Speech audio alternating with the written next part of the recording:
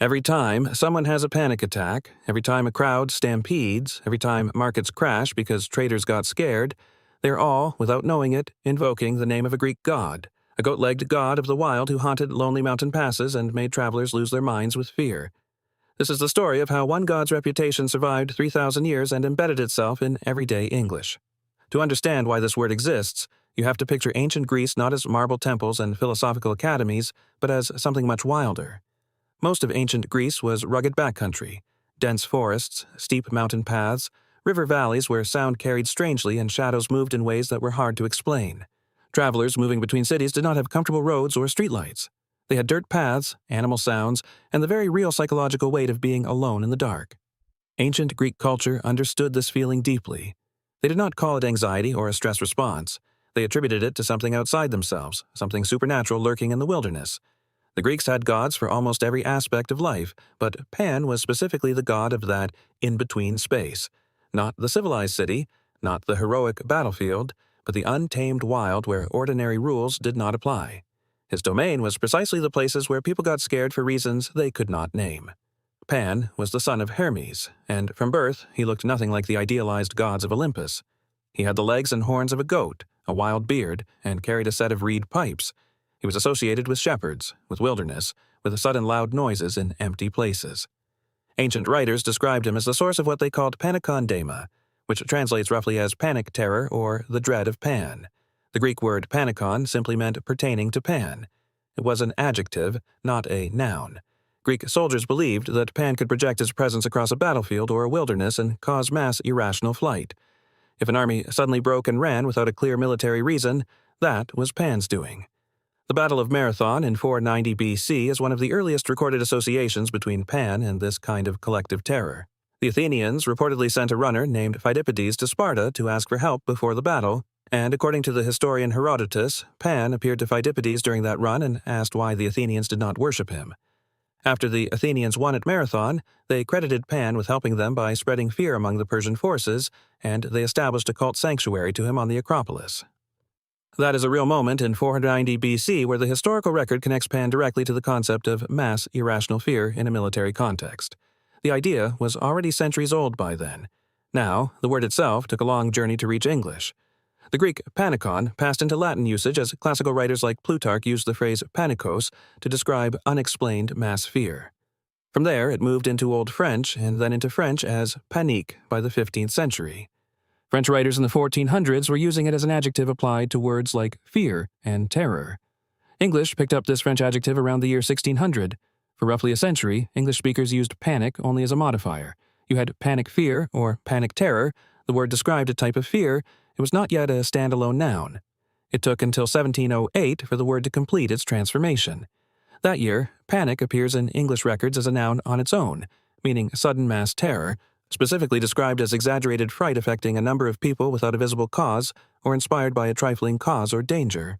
That 1708 entry is significant because the definition already captures something psychologically sophisticated. It is not just fear, it is specifically disproportionate fear, fear that does not match the actual threat level. The word carried that nuance from the very beginning because that was the whole point of Pan. He did not attack you. He just appeared or made a sound, and your rational mind switched off entirely. The earliest recorded use of panic in its most recognizable modern form dates to 1828, when it begins appearing in contexts we would recognize today, including financial and social contexts. Here is where a lot of people get the story slightly wrong. The common version goes like this. Pan was a goat god who jumped out at travelers and scared them. A simple cause and effect. Monster appears, people run. But that misses the actual theological and psychological point the Greeks were making. Pan did not typically appear and chase people. The terror attributed to him was specifically the kind that had no clear source.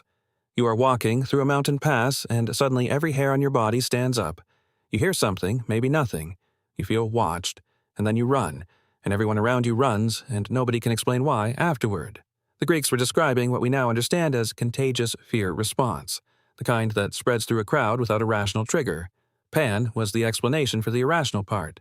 He was not a monster in the straightforward sense. He was the personification of the wilderness's ability to bypass human reason entirely. And this is actually a more interesting and more accurate understanding of what the word panic means today. When we talk about financial panic or mass panic, we're not talking about a visible threat. We're talking about fear that spreads faster than information, that overwhelms the reasoning brain. The Greeks named that phenomenon 3,000 years ago, and they named it after exactly the right concept. The word panic today lives in some very specific modern contexts that all share that same original quality of disproportionate, contagious, causeless fear. Financial markets use the term panic selling to describe moments when traders abandon rational analysis and sell based purely on fear of what others might do. The fear becomes self-fulfilling because enough people act on it simultaneously. The medical term panic attack follows the same logic.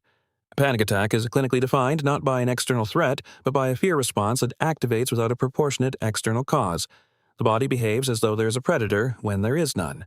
Pan would have recognized that immediately. Even the phrase "don't panic," made famous by Douglas Adams in The Hitchhiker's Guide to the Galaxy, works precisely because of what the word implies.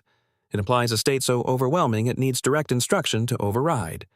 You do not tell someone, "don't worry," with the same urgency. Panic is its own category. The word panic connects to a surprisingly rich network of related language. Pan himself gave his name to several other English words, though most people do not realize it.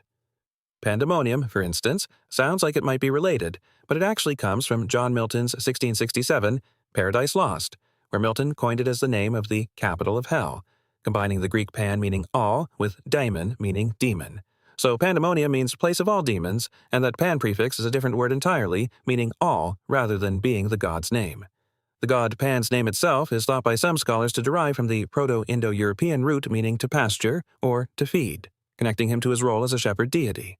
Others connect it to a root meaning all, which is why later writers sometimes reinterpreted Pan as a symbol of the entire natural world.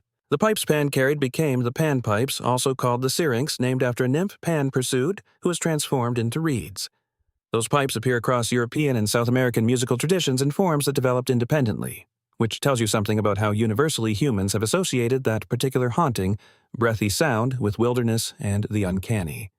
What is remarkable about the word panic is how cleanly it preserved its original meaning.